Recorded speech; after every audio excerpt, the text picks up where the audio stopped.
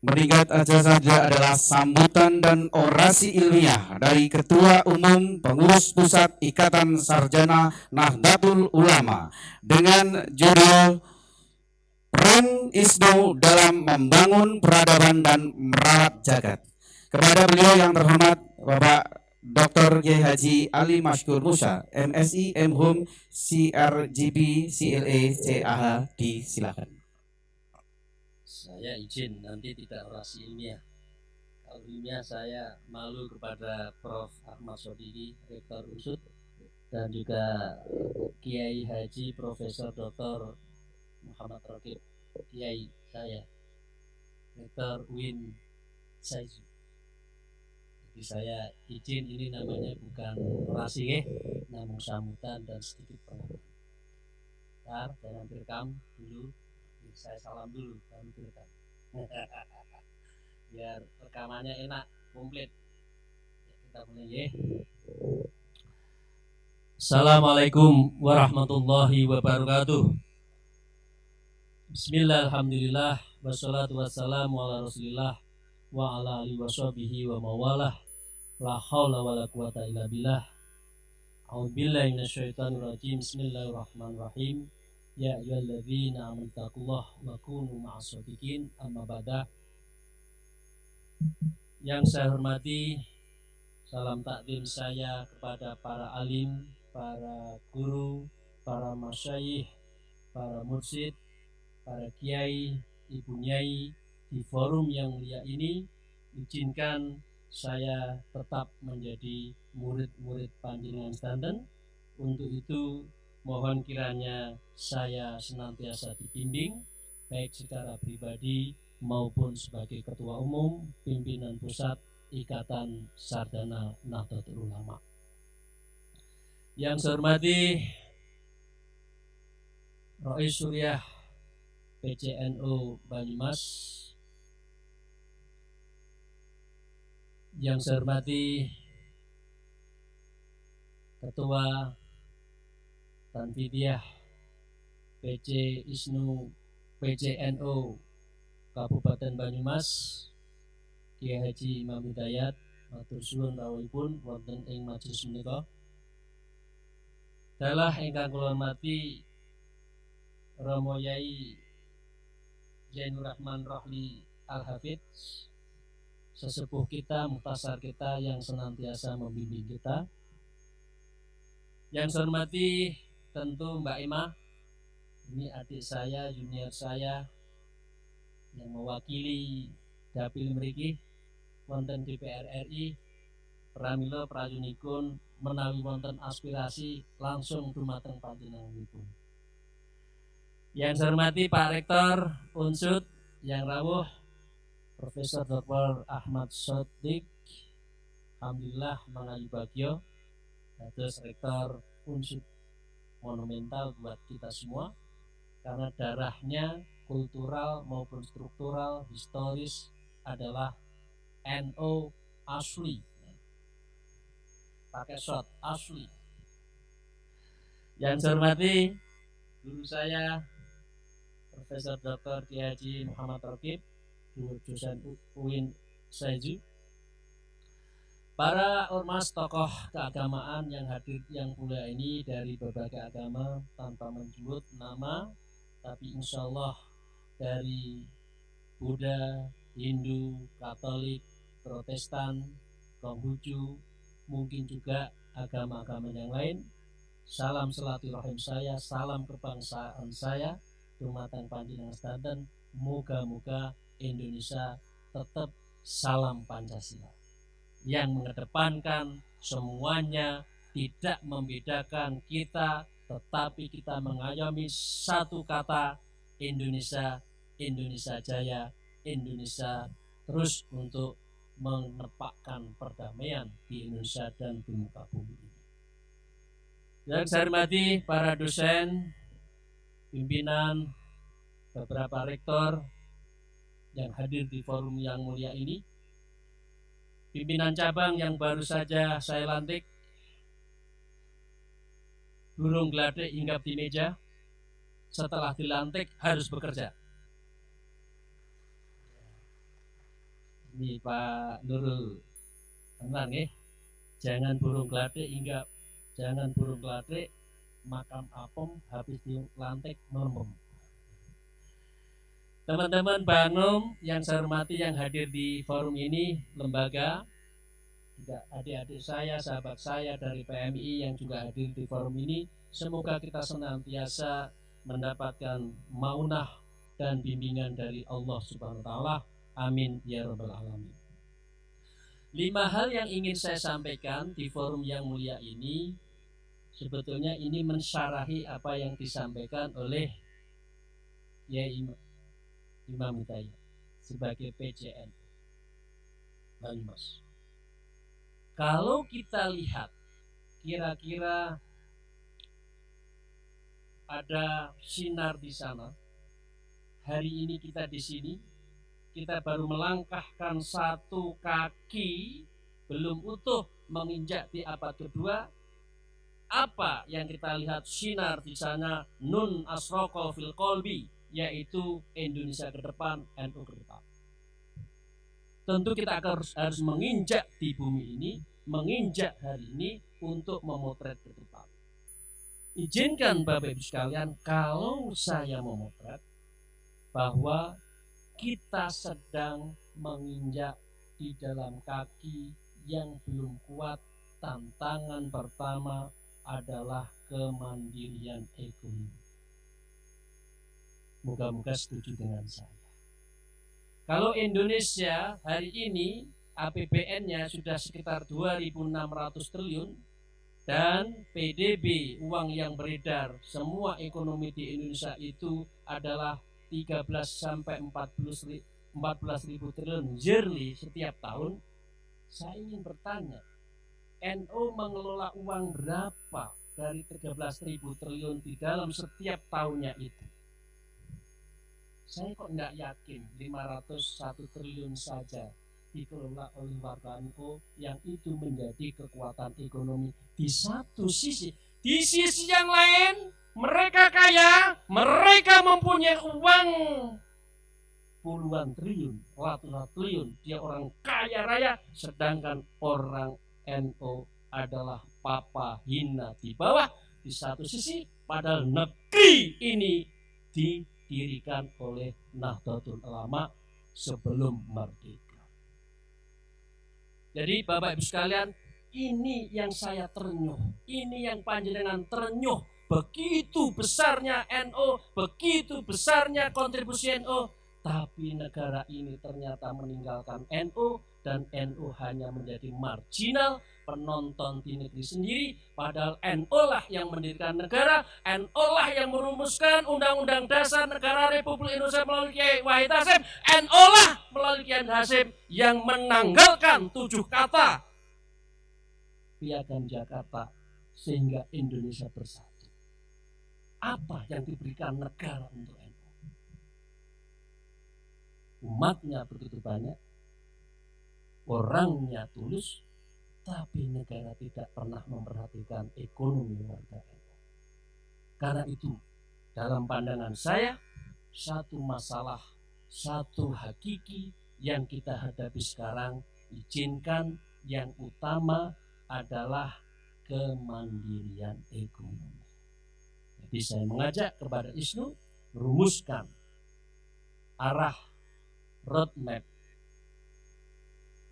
kemandirian ekonomi ke depan, baik di Banyumas, Jawa Tengah, dan juga Indonesia secara keseluruhan. Coba kita bayangkan Bapak Ibu sekalian yang saya hormati, kalau NU satu sisi mempunyai kesejarahan yang begitu tinggi, mempunyai kontribusi komitmen kebangsaan yang begitu tinggi, tidak ada satupun momen di negeri ini yang menghantam Indonesia, NU tidak hadir, tidak ada. Semua terdepan, merumuskan Undang-Undang Dasar. Kongres tahun 1936 di Banjarmasin sudah mengatakan kita kalau merdeka nanti tidak menjadi negara agama tetapi negara Darussalam. Itu belum merdeka tahun 36. Enggak, Indonesia tidak akan menjadi negara agama tapi negara Darul Misak, negara yang menjadikan kesepakatan di antara heterogenitas bangsa dan menjadilah Indonesia yang merdeka yang berdasarkan Pancasila. Mau bukti lagi rumusan tentang Undang-Undang Dasar bagaimana Kiai Wahid Hasim? Mau bukti lagi siapa yang terdepan untuk melakukan resolusi jihad agar Indonesia tetap merdeka setelah seumur jagung akan direbut kembali oleh mereka?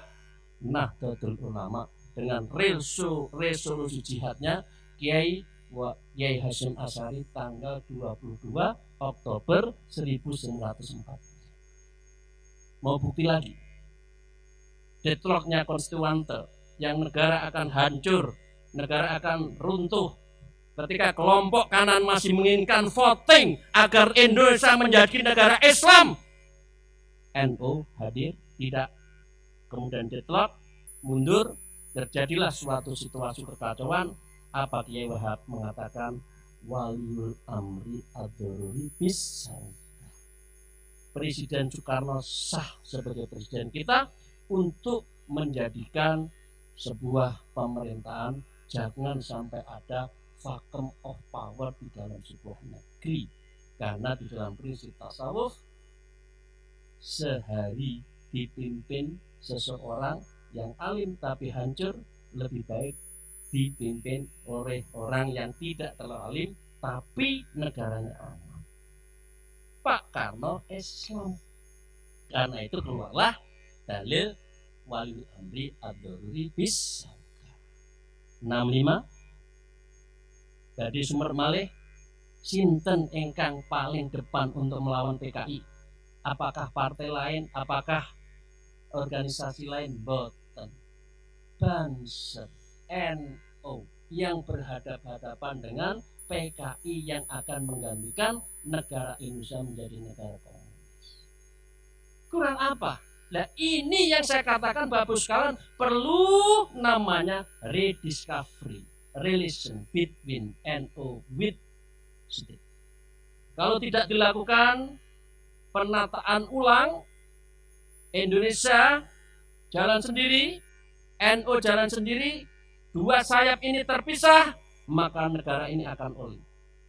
Satu kapal yang besar, meskipun lautnya adalah laut yang ganas, kalau kapalnya besar, Pancasila dengan Islam Ahlussunnah wal Jamaah An-Nahdliyah bersatu, apapun yang mengancam Indonesia akan runtuh karena hebatnya Ahlussunnah wal Jamaah, hebatnya Nahdlatul Ulama bersatunya dengan negara Pancasila yang disebut Indonesia. Ini yang pertama. Yang ingin saya katakan, potret saya hari ini mengatakan NU lemah di bidang ekonomi. Leres nama leres? Leres nama leres? Ini yang harus kita pikirkan. Yang kedua, Bapak Ibu sekalian yang saya hormati, dalam pandangan kelemahan utama NU, izinkan Pak Kiai Imam, para yai, zaman ini berubah atau berubah? Berubah kan? Karena itu style NU, performance NU, cara berpikir NU, fikrah NU, harokah NU, menurut saya harus berubah. Kalau dikatakan al-muhafadhu ala qadim sholih wal ahdu bijadidil aslah, di dalam ubudiyah adalah menyangkut yang qadim sholih. Qadim sholih itu ya amalan kita, ubudiyah kita. Tahlilan, manakipan, ziyadah kubur, sholawatan, terus jalan. Itu harus qadimi sholih. Tetapi penampilan, tetapi pemikiran, tetapi untuk berjuang harokahnya harus berubah. Dan disinilah yang disebut dengan wal ahdu bijadidil asal. NU, ISNU harus berpenampilan baru. Izinkan saya mengatakan ISNU tidak boleh ngelutuk lagi. Zaman berubah. Kalau dulu iya, saya katakan kalau kita dengan ulama harus tetap tawadhu. Tapi begitu kita sebagai ISNU mengembangkan pemikiran inquiry, how to find the new paradigm, di mana kita akan mengembangkan satu pemikiran yang loyo kalau kita tidak memikirkan sebuah cara pandang yang betul-betul maju, islah, aslah. Dengan cara itu NU akan tepat organisasi ini menyebut dengan ISNU. Karena ISNU adalah Nahdlatul. What ISNU? ISNU is Nahdlatul. Kalau ISNU-nya loyo, cara pandangnya mesti tahun bahula, tidak akan maju. Zaman sudah berubah. Karena itulah menurut saya cara pandang, cara berjuang, cara untuk berpikir kita harus berubah. Karena tidak ada abadi, yang abadi adalah perubahan itu sendiri. Cara dakwahnya, cara mengajaknya, cara merangkulnya itu harus dengan cara baru. Nah, yang ketiga, Ibu dan Bapak sekalian yang saya hormati, izinkan kalau saya mengatakan dan mohon maaf kalau saya berbeda terhadap diferensiasi artinya pembedaan akumulasi keilmuan kita khususnya di ISNU itu harus menyebar. Izin Pak Kiai Rokib, kita berterima kasih kepada UIN dimanapun yang telah mencetak kita semua. Tetapi zaman berubah, maka UNSUD juga harus di depan untuk mengembangkan para pemikirnya, ahli nuklirnya, ahli ekonomi, ahli akuntansinya, ahli teknologinya, ahli IT-nya, ahli hubungan luar negerinya, semua harus NU. Coba bayangkan ya. Zaman berubah, kita nanti tidak hanya di pesantren, ada satu pesantren yang besar namanya Indonesia. Dan itu harus diimpikan, pemimpinnya harus dari Nahdlatul Ulama. Setuju atau setuju kalau presiden atau wapresnya dari NU? Ya, setuju kalau mandak mawon sambutan kula. Wong gede kok mimpinya kok mimpi cilik. Kita itu besar, mimpi besar untuk kepentingan umat yang besar, untuk kepentingan Indonesia yang besar. Karena itu pada saatnya insya Allah moga-moga kita berdoa, pada saatnya insya Allah presidennya atau wapresnya insya Allah dari Nahdlatul, khususnya tahun 2024. Amin ya rabbal alamin. Oke, yang terakhir. Apa yang kita lakukan setelah memotret hari ini? Apa yang kita impikan di sana? Yang kita impikan di sana, yang pertama kita melakukan transformasi di bidang mindset culture. Cara pandang mindset culture kita harus adaptasi menjadi organisasi yang change behavior. Kalau pakai teorinya Weber. Organisasi terus tumbuh berkembang karena itu harus change behavior. Behavior kita harus berubah, maju. Induran. Karena itu kebiasaan kita mengatakan begini aja deh. Itu boleh. Itu berarti ikhlas, tulus. Tapi di dalam berorganisasi tidak boleh begitu. Kita harus mempunyai target kepentingan organisasi yang lebih besar. Jadi menurut saya the change, the shifting from traditional culture to modern culture. Itu NU. Yang kedua, yang ingin kita lakukan transformasi, jadikan NU itu shifting from Gemeinschaft ya, to mekanik organisasi, pakai Weber. Jadi NU itu dulu dan sekarang, mungkin dulu atau sampai sekarang disebut dengan paguyuban. Padahal ini jamiah. Nah karena itu cara pandang kita sebagai organisasi, maka ini yang harus kita ubah. Saya setuju 100% apa yang disampaikan oleh panjenenganipun ya Imam Hidayat tadi, jadikan yang namanya jamaah ini mempunyai ikatan jamiah. Karena itu tugasnya adalah menjamiahkan jamaah. Coba Jamaah NU, jamaah Ahlussunnah Jamaah banyak seluruh Indonesia. Apakah dia NU? Belum tentu. Apakah dia mau disebut orang NU? Belum tentu. Apakah dia mau berjuang lewat NU? Belum tentu. Ini tugas kita, menjamiahkan jamaah Ahlussunnah Jamaah sehingga menjadi jamaah dan jamiah Nahdlatul Ulama. Caranya apa? Kita jadikan organisasi ini the shifting ya dari Gemenshaf menjadi organisasi mekanik yang modern. Saat organisasi persis seperti beliau dawuh harus numerik, angkanya, by name, by address, by science. Ilmunya apa, orangnya apa, bidang apa, itu menjadi kewajiban kita. Alhamdulillah hari ini belum ditambah pengurus yang hari ini ya, ISNU sudah memiliki 634 guru besar di semua bidang. Jadi kalau NU dikatakan organisasi modern, lo mboten niku riyen. Gus Dur kondur saking Irak, saking Mesir nyekolahkan anak-anak muda, sekarang tinggal metik. Anak-anak muda disekolahkan dalam negeri, luar negeri, doktornya, guru besarnya sampun banyak. Sehingga kita tidak lagi kekurangan ahli. Oke, nah karena itu yang ketiga yang ingin saya katakan, tuntutan yang kita miliki adalah teknokrasi. Teknokrasi adalah satu skill yang mendiferensiasi kemampuan kita tidak hanya satu sisi.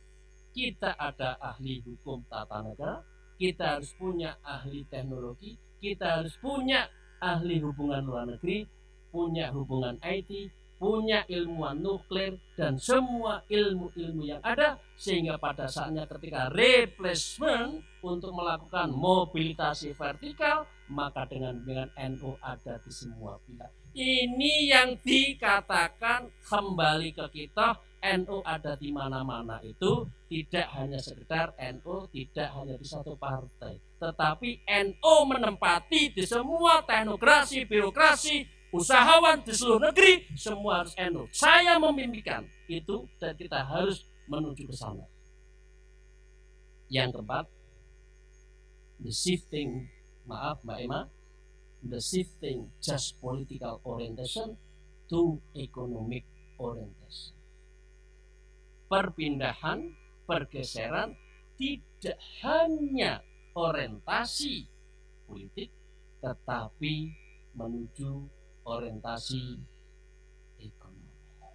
Karena tantangan kita nanti ekonomi. Jadi dengan demikian nanti ada segitiga, the triangle power NU. One side, citizenship, the more from more and less 100 ya, 100 juta penduduk warga NU. Betul. Tetapi itu harus mekanik, harus satu tombol. Kaki satu. Kaki kedua adalah mereka yang memiliki satu kelompok ilmuwan. Alhamdulillah sudah saya sebutkan. Nah yang ketiga, kaki ketiganya adalah memiliki kekuatan ekonomi. Sehingga dengan demikian, ini yang diimpikan oleh Kiai Hasyim, yang diimpikan oleh Kiai Wahab, Kiai Bisri. Apa? Nahdlatul Tujarnya, Tasfirul Afkarnya, Nahdlatul Watonnya, Komite Hijaznya, itulah menjadi kekuatan. Kalau berjuang, ekonominya kudu kuat, pemikirnya harus banyak, baru berjuang baik melalui partai maupun perjuangan-perjuangan.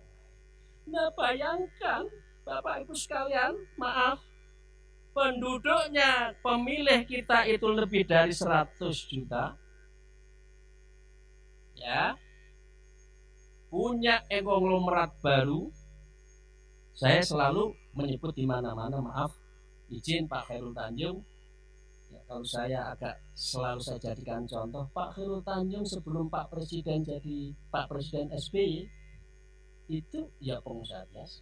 Tapi begitu Presiden kemudian diafirmatif terhadap kekuatan ekonominya, dalam hitungan 5 tahun beliau sudah di angka 26 orang terkaya di Indonesia. Dalam 10 tahun sudah 16 orang terkaya di Indonesia. Dalam 20 tahun beliau sudah nomor 6 orang kaya di Indonesia.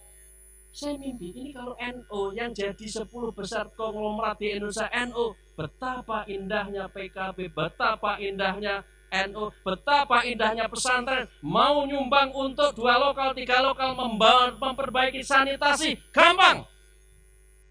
Sehingga kalau kemudian ekonomi, orang tidak sibuk pelatihan bagaimana membuat proposal. Betul. Sekarang ini astagfirullahaladzim nyadong kemana-mana. Betul. Astagfirullah. Nah, kita harus mimpikan itu.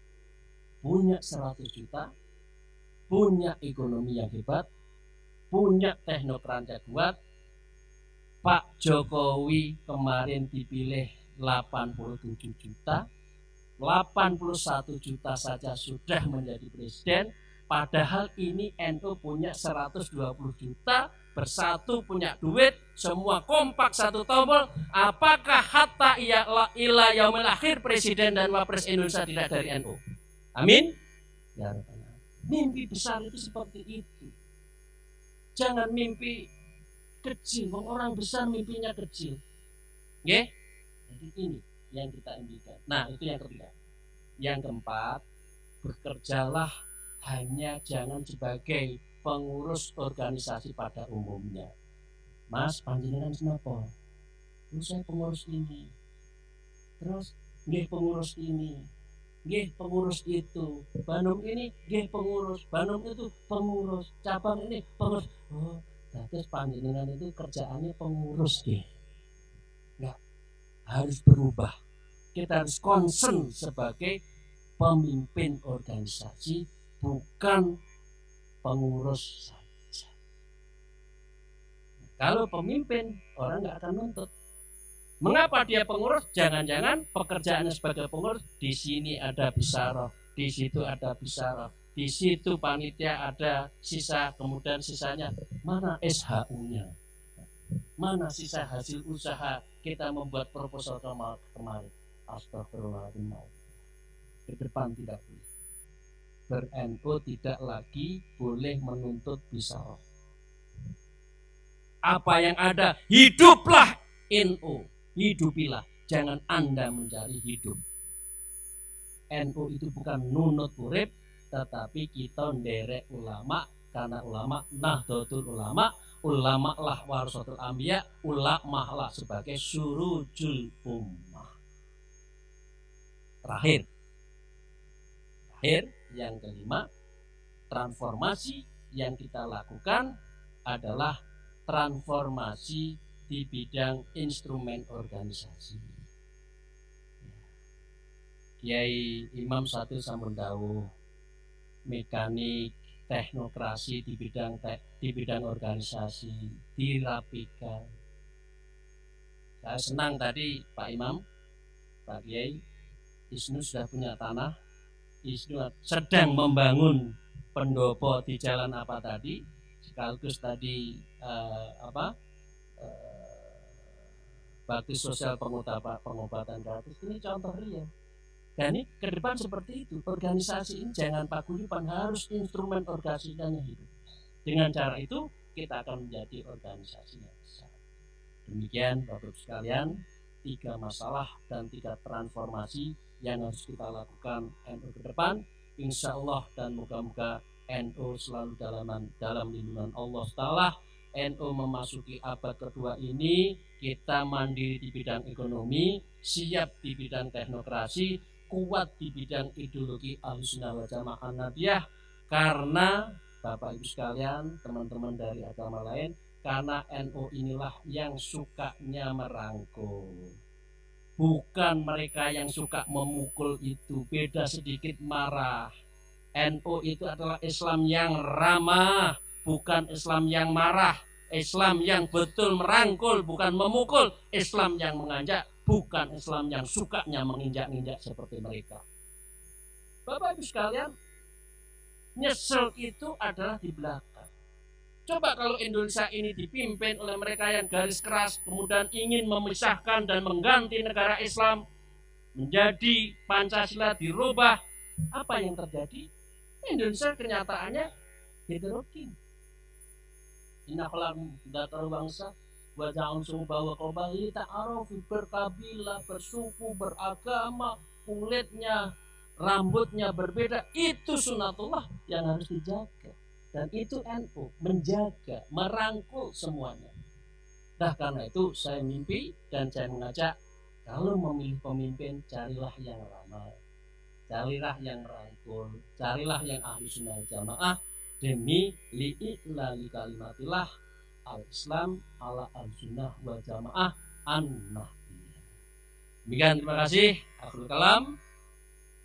Selamat kepada Pak Kiai Nurul Anwar yang telah dilantik, ya, beserta kawan-kawan segera bekerja, raker, membuat program, jangan jauh-jauh dari ulama, selalu dekat dengan PCS NU, karena kita menjadi bagian NU dan membantu program-program NU.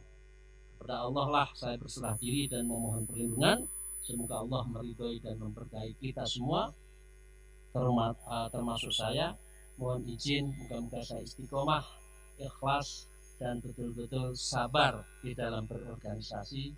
Memang saya sudah berapa ini? Sudah hampir 2 minggu nggak pulang. Kalimantan, Balikpapan, Kutai Timur, Murun, Balikpapan, turun Madura, Madura ke Balik, Bangkalan ke kemarin ke Sumeneb, pulang semalam, pagi ngaji, berangkat lagi ke sini, beberapa program. Saya hitung saya di sini itu 2 hari programnya ada 8 program. Moga-moga saya kuat, sabar, ikhlas, istiqomah dalam lindungan Allah. Allahumma fiq ila aqwamit thariq, ilahi anta maksudi wa ridhoka matlubi. Assalamualaikum warahmatullahi wabarakatuh.